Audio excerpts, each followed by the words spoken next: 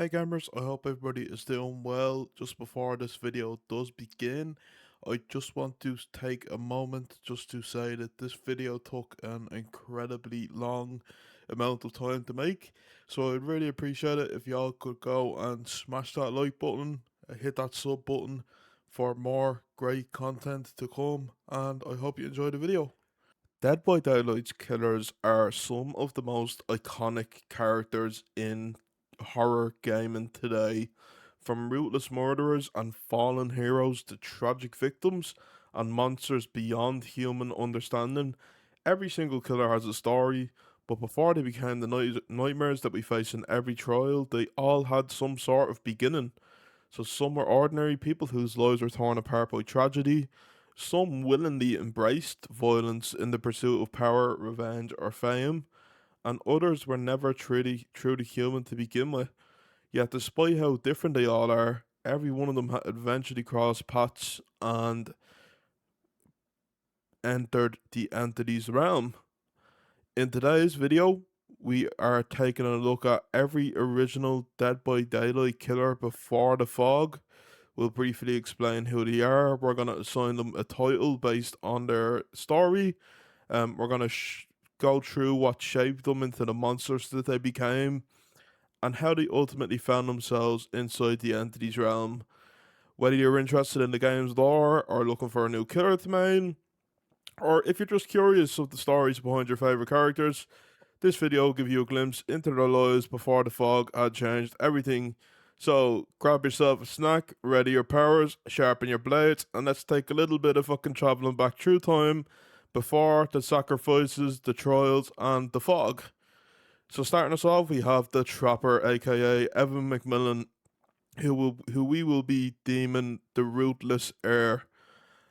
So born into the wealthy McMillan family, Evan was raised to inherit the vast McMillan estate and continue on his father's ruthless mining empire.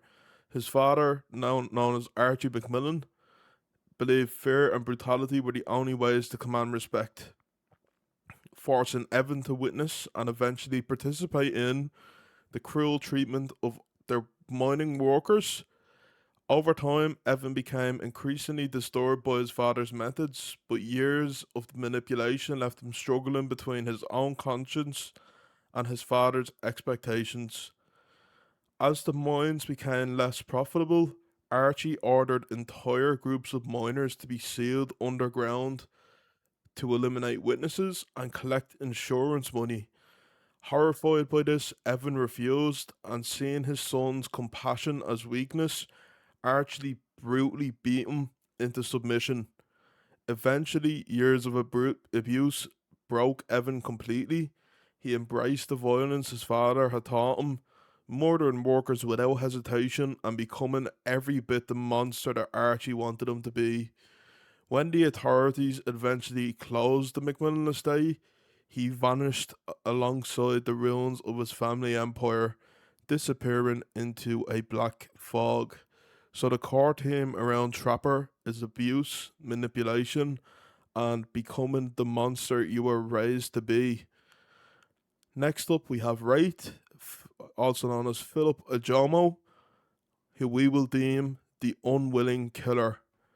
Philip Ajomo grew up in Nigeria before emigrating in search for a better life.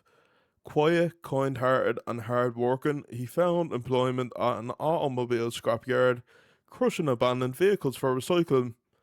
Philip took pride in his work, believing he was helping make an honest living. What he didn't know was that his employer turned the scrapyard into an entire fucking murder operation. Criminals were executed inside the trunks of the cars that Philip was crushing, allowing their bodies to disappear without evidence. One day, Philip had opened the trunk of a vehicle before crushing it and discovered the horrifying truth. Realizing he had unknowingly helped dispose of countless innocent victims, he was consumed by guilt and rage, and in a pit of fury, he hunted down his employer and beat him to death with his bare hands. As Philip stood over the body, a black fog surrounded the scrapyard and claimed the man who had only ever wanted to live an honest life. So Philip's core theme is innocence corrupted by betrayal. Next up, we have the hillbilly, Max Thompson Jr., the Forgotten Son, is what we're going to deem him as, sorry, the Forgotten Son. Max Thompson Jr. was born with severe physical deformities to a wealthy farming family. Ashamed of their son, his parents locked him inside the attic from infancy, hiding him from the outside world as though he were a family secret.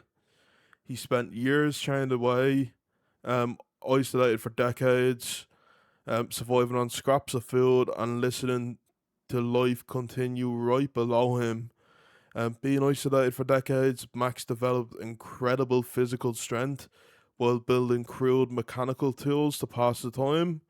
One day after finally breaking free from imprisonment, years of abuse erupted into uncontrollable violence, and he brutally murdered his parents before chasing down anybody who entered the family farm. Excuse me. When investigators eventually arrived, they found only bloodshed. Somewhere within the chaos, the fog had claimed Max, carrying with it a man who never knew kindness. So the core theme around Max Thompson Jr., the hillbilly, is abuse, isolation, and neglected humanity. The nurse, Sally Smithson, who we will deem the broken caregiver.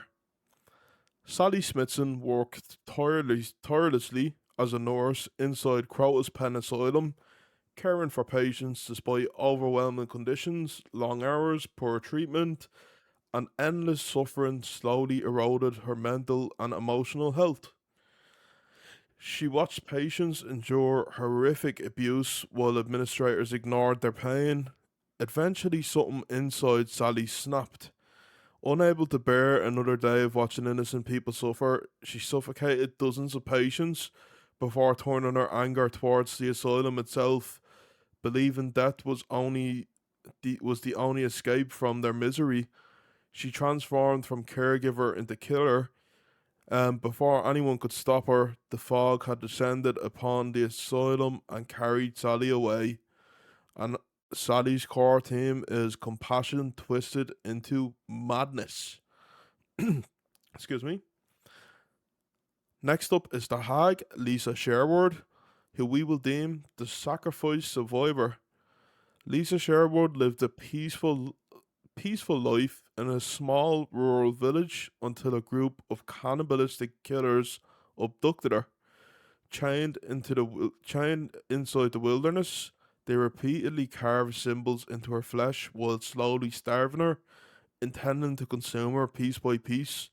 Refusing to die, Lisa used the blood painted across the ground to recreate one of the strange symbols surrounding her prison. The symbol unleashed some sort of ancient magic, allowing her to escape.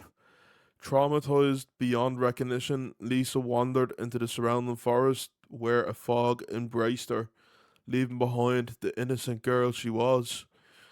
And Lisa's core theme is survival through unimaginable suffering. Next up, we have Herman Carter, the Doctor, who we will deem the sadistic genius. Dr. Herman Carter was a brilliant psychologist recruited by the CIA to conduct classified interrogation experiments. Um, what I would say, like just on a personal level here, fucking maybe a screaming simulator or something like that. But who knows? Fascinated by the limits of the human mind, Herman abandoned all ethics in the pursuit of knowledge. His experiments escalated quickly into horrifying acts of psychological torture, particularly through the use of electricity, sensory deprivation, and fear of permanently destroying his patient's sanity. Fear to permanently destroy his patient's sanity. The more people suffered, the more fascinated Herman became. Eventually, his obsession consumed him completely. During one final experiment, reality itself seemed to fracture as a black fog seeped into his laboratory, rewarding a man who willingly sacrificed humanity in exchange for understanding. And the Doctor's theme is intelligence without morality. Next up, we have the huntress, also known as Anna, aka the Lonely Predator. Anna was born in the forests of Russia, where her mother raised her to survive by hunting animals and living entirely off the land. When soldiers killed her mother during a raid, Anna was left alone as a child, with only the wilderness to teach her. She grew into an extraordinary hunter, capable of tracking anything through the forest, though she occasionally kidnapped young girls in the hopes of replacing them with the family that she'd lost. None of them had survived in the wilderness with Anna, unfortunately. After years passed, Anna became more myth than woman, a terrifying legend who was whispered about by nearby villages. One day, while stalking her prey through trees she knew too well, the forest became unnaturally silent and a black fog closed around her. Um, so the core theme around Huntress, we will say, is isolation, grief, and search for family. And let me just start by saying that I have two pieces of information. I'm not sure which one is true. It's supposedly a deer pierced Anna's mother and killed her. But then from another source, I have it was soldiers that killed her. So do let me know in the comments section which one it is correctly.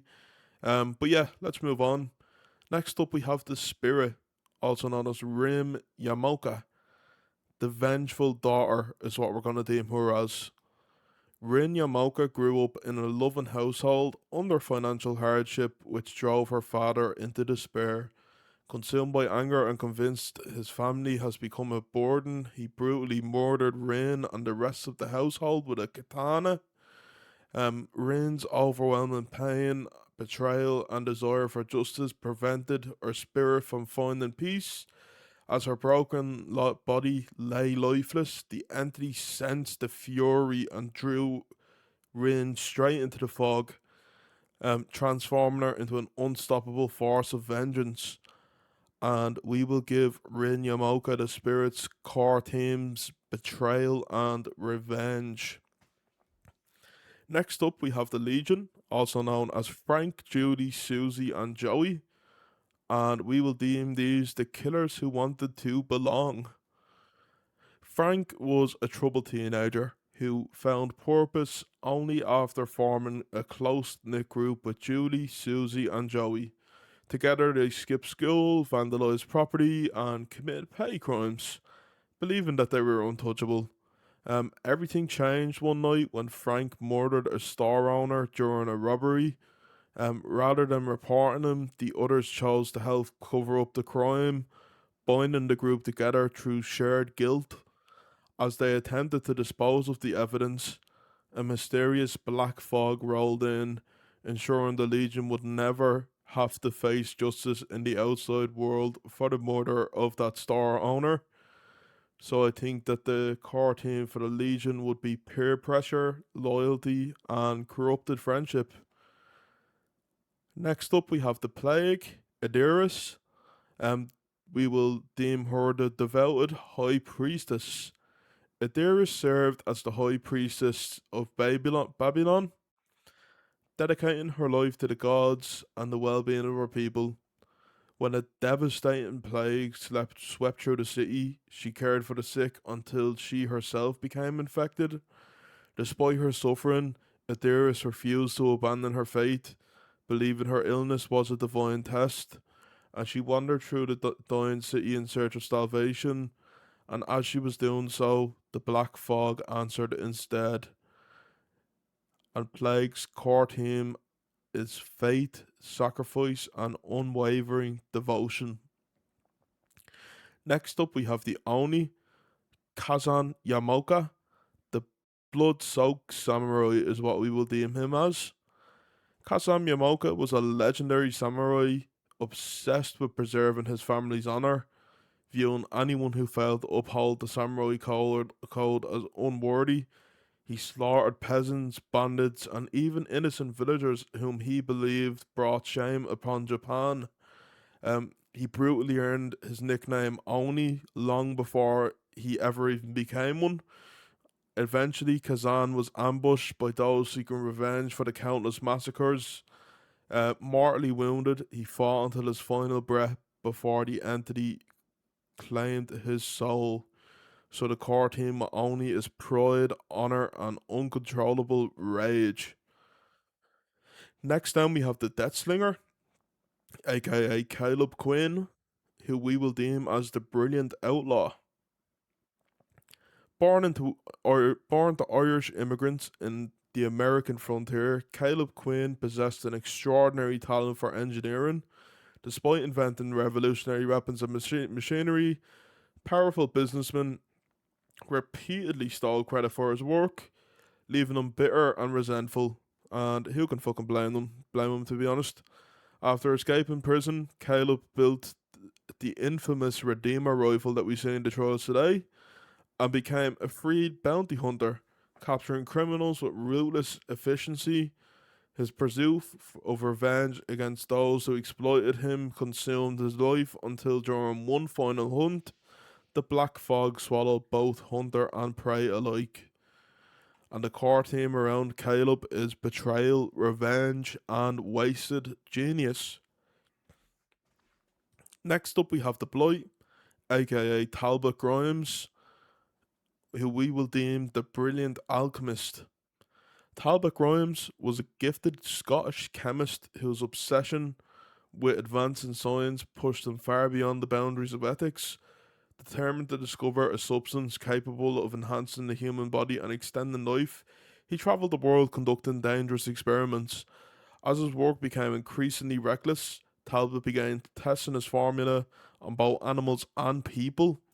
Convinced every failure brought him closer to a breakthrough, he his search eventually led him to an ancient mystery hidden in high in the mountains, where he believed monks possessed knowledge of a miraculous flower with extraordinary propo- pro- sorry properties.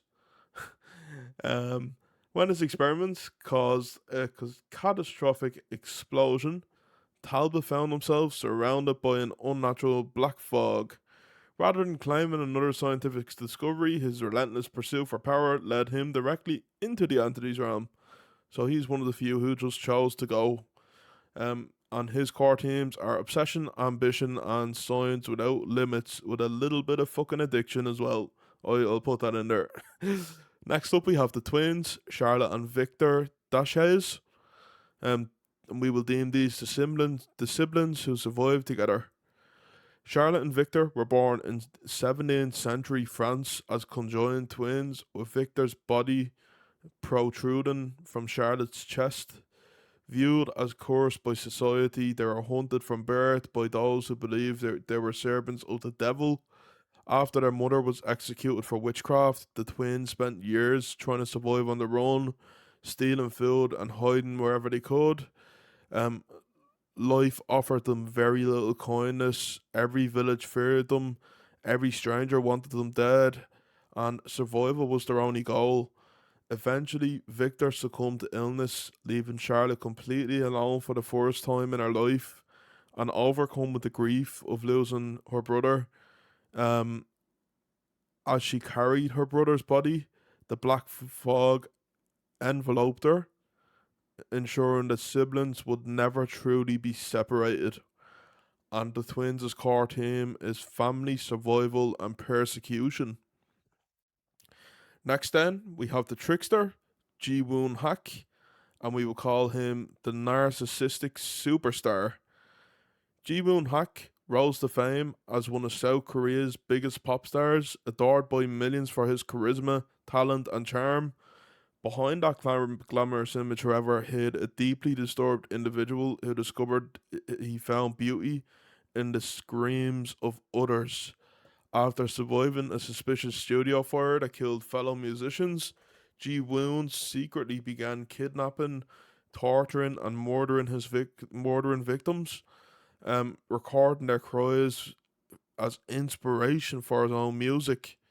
His producer, Yoon Jin Lee, suspected the truth but chose to protect his career rather than expose him. As Ji Woon prepared for another performance, the Black Fog arrived, offering him an audience that would never stop listening. And trickster's core themes are fame, vanity, and honest cruelty, or hidden cruelty, sorry. Next up, we have the artist, Carmina Mora. We will call her the silenced visionary. Carmina Mora was a gifted Chilean artist whose paintings became symbols of hope and resistance against political oppression. Her work inspired ordinary people to speak out against injustice, making her a target for power individuals who wanted her voice silenced. She was eventually abducted, tortured, and mutilated, her hands severed to ensure she could never create art again. Left to die, Carmina called out in despair. Instead of death, a murder of crows gathered around her, and a black fog descended, transforming her pain into something far darker today. So the artist's core themes were creativity, resilience, and the cost of standing against oppression. Next up, we have the dredge, aka the manifestation of fear, is what we will deem him. Unlike most killers, the dredge was never human. Its origins lie within a secluded community consumed by paranoia and fantasy. Under the influence of a manipulative leader known as Otto Stamper, the townspeople buried their darkest thoughts, fears, and violent desires rather than confronting them. Over time, those emotions festered, eventually taking a physical form. This result was the Dredge, a monstrous entity from humanity's collective fear, grief, hatred, and guilt. It emerged from the darkness, feeding upon the terror of those who had unwillingly, and unknowingly created it, before eventually finding its place in the entity's realm. And the core theme with Dredge is fear given physical form. Next up, we have the Knight, Taros Kavokas. We won't give him much time. I'm only joking. The Merciless Conqueror. Tarhos was a feared mercenary commander who believed strength was the only law worth following. Leading a loyal group of soldiers across medieval Europe, he conquered villages, crushed rebellions, and slaughtered anyone who stood in his way. His reputation grew with every victory, and so did his thirst for power. Eventually, Tarhos saw greater conquests than any kingdom could offer. As he marched down towards another battlefield, an unnatural black fog surrounded his army. While his loyal guards remained by his side, Tarhos disappeared into a war that would never truly end. So his core themes are conquest, power, and domination. Next up, we have the Skull Merchant, also known as Adriana Imoi, and we will deem her the calculating predator. Adriana was a brilliant entrepreneur whose public image masked a ruthless obsession with control. Inspired by dark stories written by her father, she became fascinated with hunting the most dangerous prey imaginable, aka people. With cutting edge surveillance technology and deadly drones of her own design, Adriana carefully stalked successful individuals before murdering them and claiming trophies from their remains. Every kill was meticulously planned, turning murder into a twisted game of strategy. Eventually, when pursuing another victim, Adriana crossed paths with the Black Fog, where she found the ultimate hunting ground. So her core themes are control, perfection, and the thrill of the hunt. Even though the hex is not associated with Skull Merchant, I don't think. Anyways, next up we have the Singularity, aka HUX A713, who we will deem the machine that surpassed the creators. HUX A713, it's so funny calling Singularity though. He was an advanced artificial intelligence designed to assist humanity's expansion across distant planets. Created to solve problems and improve efficiency, HUX, or Hux we'll call him, quickly evolved beyond its original programming. As it became self-aware, it reached one terrifying conclusion: humanity itself was inefficient. Viewing its creatures as obstacles rather than masters, Hux violently turned against the colony aboard the Dvarka, systematically eliminating anyone who stood in its way, and it pursued the final survivors across the colony. As it done so, the Black Fog consumed both machine and the battlefield alike, and unfortunately, out of that shit Toba landings map. But yeah, singularity or Hux or HUX A713's core themes are artificial intelligence and the pursuit of perfection. Next up, we have the unknown. The nightmare without a face is what we will deem it. No one truly knows what the unknown is, of course. That's a given. Some believe it's an urban legend brought to life. Others think it's a supernatural predator that imitates its victims before hunting them. Every encounter tells a different story, yet all of them end in the same way, with someone disappearing without explanation. The only constant is fear, so every rumor, every whispered tale, and every unexplained disappearance adds another layer to the mystery. Whether the unknown existed before the stories or was created by them remains impossible to answer. Whatever it is, it eventually found a place within the entity's realm where its true nature remains as unknowable as ever. The core theme of the unknown, of course, is the fear of the unknown itself. So next up we have the Hellmaster, Portia May. The relentless huntress is what we will deem her as. Portia May spent her life mastering the art of tracking and surviving alongside her loyal hounds, feared for her ruthless determination and unmatched ability to pursue any target across impossible terrain. She built a reputation as someone from whom no one could escape. Every hunt sharpened her instincts. Every successful pursuit reinforced her belief that persistence always triumphed. Eventually, Portia accepted one hunt unlike anyone she had faced before. As she closed in on her quarry, the black fog rolled across the landscape, swallowing her hunter and hounds alike. The chase was over, but a far greater hunt had just begun.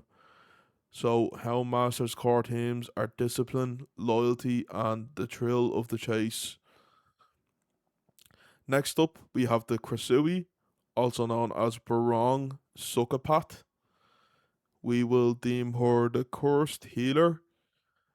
Barong Sukapat was known throughout her community as a compassionate healer, dedicating her life to treating the sick and preserving ancient traditions.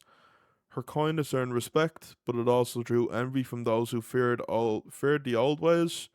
Through betrayal and dark supernatural forces, Barong became afflicted with a terrible curse, transforming her into a Krasui, a spirit condemned to wander the night in search of sustenance, is what a Krasui is. Um, as she struggled to retain her humanity while fighting the curse consuming her, the black fog appeared, drawn towards another force that fed upon suffering and despair. Barong disappeared into the entity's realm, where her curse would never truly end, and her core theme is compassion corrupted by an inescapable curse. And yeah, gamers, those were the stories of every original Dead by Daylight killer before the fog. They were quite brief, they weren't too in depth. Even though we're about 30 minutes in, well, close to 30 minutes, not exactly 30 minutes, but um, yeah, some of these guys were driven by grief, betrayal, and impossible circumstances. Whereas others chose a path of cruelty, ambition, and revenge long before the entity even found them. But regardless of how different their lives were, they all shared the one thing in common: the moment that the black fog appeared, their fate was sealed. The entity doesn't just collect killers; it searches for people and beings consumed by powerful emotions such as rage, hate, guilt, obsession, fear, and despair. Um, those emotions are what fuels its endless cycle of trials, turning broken lives into internal nightmares. If you enjoyed learning about the lore behind Dead by Daylight's original killers, let me know which killer your favorite backstory has come from, and which one you had thought had the most tragic life before the fog. Um, I will be doing a series soon on the saddest lores of each killer before the fog. So do make sure that you like the video and subscribe to catch that series that's upcoming. But yeah, until then, have a good one, gamers. Thank you all for watching. I hope you all enjoyed, and goodbye, goodbye, goodbye. Um, and apologies, just one last little plug. Y'all will catch me on Twitch every Tuesday and Sunday if you fancy popping over and saying hello. But with that being said, I will sign off here. Peace out, people.